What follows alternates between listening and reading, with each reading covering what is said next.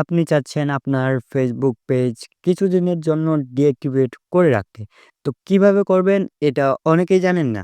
তো আমি আজকে আপনাদের সেটি দেখাবো যে কিভাবে আপনার ফেসবুক পেজ ডিঅ্যাক্টিভেট করে রাখবেন।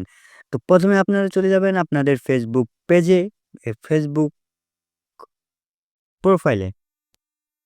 তো প্রোফাইলে আসার পর এরকম একটা ইন্টারফেস চলে আসবে। দেখতে পাচ্ছেন 3 ডট অপশন, এখানে ক্লিক করবেন। এখানে ক্লিক করার পর সেটিংস এ ক্লিক করবেন। সেটিংসে ক্লিক করার পর এখানে আপনারা জাস্ট ট্যাপ করবেন। এখানে ট্যাপ করার পর নিচে একটু স্ক্রল করবেন। নিচে দেখতে পারবেন পার্সোনাল ডিটেইলস, এখানে ক্লিক করবেন। এখানে ক্লিক করার পর আপনাদের সামনে এরকম ইন্টারফেস চলে আসবে। দেন এখান থেকে আপনারা দেখতে পারবেন অ্যাকাউন্ট ওনারশিপ অ্যান্ড কন্ট্রোল। এখানে ক্লিক করার পর এখানে আপনারা ডিঅ্যাক্টিভেশন অর ডিলিটেশন সিলেক্ট করে নেবেন। এখানে ক্লিক করার পর আপনার পেজটি দেখাবে। এখান থেকে আপনার পেজে ক্লিক করবেন। এখান থেকে আপনারা ডিঅ্যাক্টিভেট যেহেতু করবেন সেজন্য ডিঅ্যাক্টিভেট সিলেক্ট করে রাখবো। আর যারা ডিলিট করতে চান ডিলিট সিলেক্ট করতে পারেন। তো আমরা ডিঅ্যাক্টিভেট সিলেক্ট করার পর কন্টিনিউতে ক্লিক করব। কন্টিনিউতে ক্লিক করার পর আমাদের এখন এখানে ফেসবুক পাসওয়ার্ড দিতে বলবে। আমরা ফেসবুক পাসওয়ার্ড দিয়ে কন্টিনিউতে ক্লিক করব। কন্টিনিউতে ক্লিক করার পর এরকম একটা ইন্টারফেস চলে আসবে। দেন এখান থেকে আপনাকে বলতেছে আপনি কেন ফেসবুক অ্যাকাউন্টটা ডিঅ্যাক্টিভেট করে রাখতে যাচ্ছেন। তো আমরা এটা কিছুদিনের জন্য ডিঅ্যাক্টিভেট করে রাখবো। তো প্রথমটা আমরা সিলেক্ট করার পর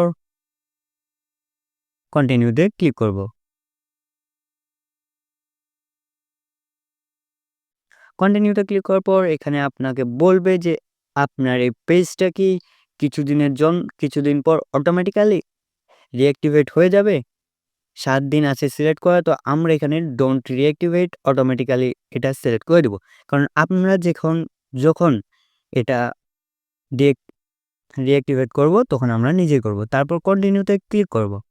কন্টিনিউতে ক্লিক করার পর এরকম একটা ইন্টারফেস চলে আসবে। এখানে আমার ফেসবুক প্রোফাইলে একটা গ্রুপ ছিল, গ্রুপ দেখাচ্ছে। দেন এখানে আমরা কন্টিনিউ ইউজিং মেসেঞ্জার এটাতে টিক মার্ক দিয়ে ডিঅ্যাক্টিভেট মাই অ্যাকাউন্ট এখানে ক্লিক করলেই কিন্তু আমাদের অ্যাকাউন্টটা ডিঅ্যাক্টিভেট হয়ে যাবে।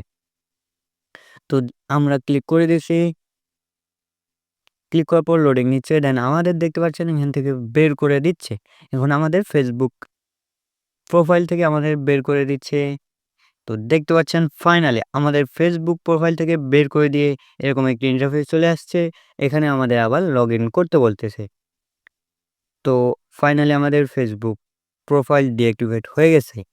তো এই ছিল ভিডিও। যদি ভিডিওটি ভালো লেগে থাকে অবশ্যই ভিডিওটিতে একটি লাইক করে চ্যানেলটি সাবস্ক্রাইব করে দিবেন।